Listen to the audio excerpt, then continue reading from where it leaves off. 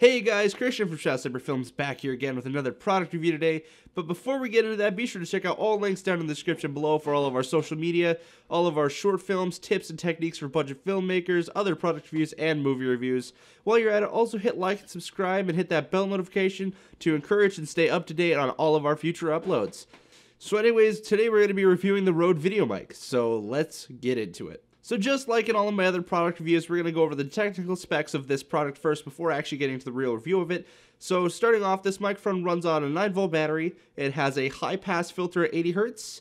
It has a 3/8-inch cold shoe mount to mount on top of cameras and other tripods and whatnot. As it is a shotgun microphone, it shoots in a cardioid pattern, which means it has a more forwards directionality, but can also record from both sides. This also comes with a shock mount to reduce any sort of jitter or shake from use of equipment such as a boom pole or boom stand. The microphone shoots at studio quality. As you can tell right here, it's fairly good audio. It also has a windscreen provided, and if you go with the Windjammer kit, you also get a dead cat with it, and that price is around $150. So to get started with the real review of this product, I'm going to start off with the cons or the negatives of it. So obviously, as you can see here, it's a fairly bulky and awkward build. Granted, it is a shotgun microphone, so it is going to be a little bit larger, but just kind of the way it's designed gets in the way a little bit of times and makes it a little bit inconvenient for storage. So that kind of bugs me a little bit. And then with the shock mount, you never really know where to grab it when you're mounting it or taking it down. So little things like that. And also the materials used do feel a little bit cheap, although so far they have held up for me. So I'm not quite sure how to rate the actual materials used in this product just yet.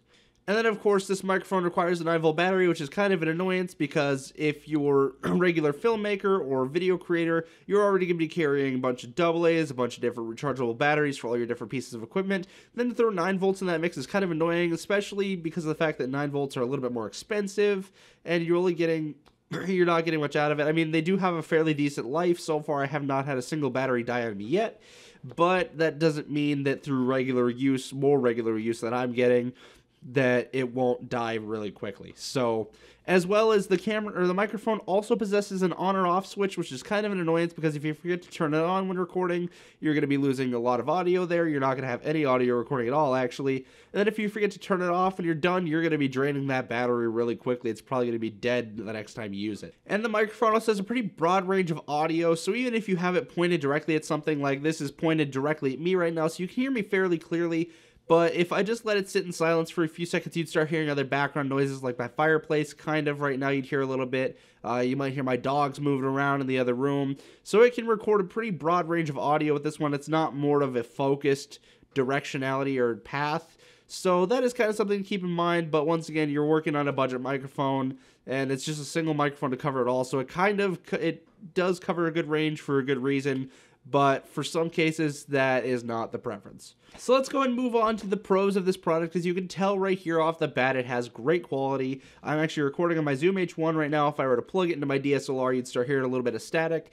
But for the most part, when it's used in combination with an audio recorder, the audio is really clean, and I'm not really hearing any sort of feedback or static or any sort of extraneous noises that I don't really care to hear, except for that in the environment. And then, of course, you can mount this on top of a DSLR or a tripod since it has that 3/8-inch cold shoe mount. So if you mount it on top of a DSLR, it makes it pretty good for vlogging. The microphone itself isn't too heavy, so it's not going to be adding that much weight to your camera, so it's still fairly easy to hold out here, whether you have a GorillaPod or just handheld. And then with the product, like I said, no matter which version you buy, there's going to be a windscreen provided. And while it doesn't provide the best protection, like I mentioned earlier, it's still good for indoor stuff, such as blocking out some of those little bit quieter noises.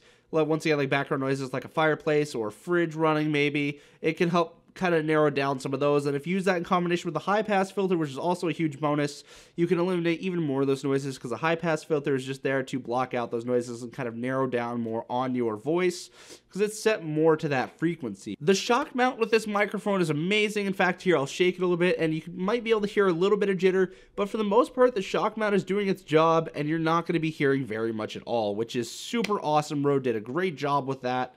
And they actually have that on the majority of their microphones, which is super cool. And then, of course, we have a 3.5mm jack for this microphone, which makes it compatible with several different devices. Like, I could just, once again, plug it into the top of my DSLR and get going with it, or I could plug it into my Zoom H1 audio recorder So anyways, my conclusion of this product is that it's very good for the price. You are definitely getting what you pay for, and if you're just looking at a budget microphone to cover the basic necessities of a microphone or your audio needs, this microphone is definitely a good way to go. Now, of course, there are going to be several other options if you're in the higher budget range, something like an NTG3 or NTG4 or 4 Plus, stuff like that. But of course, those are going to be more on the high end. This is for the extreme budget filmmaker who doesn't necessarily have the most to work with.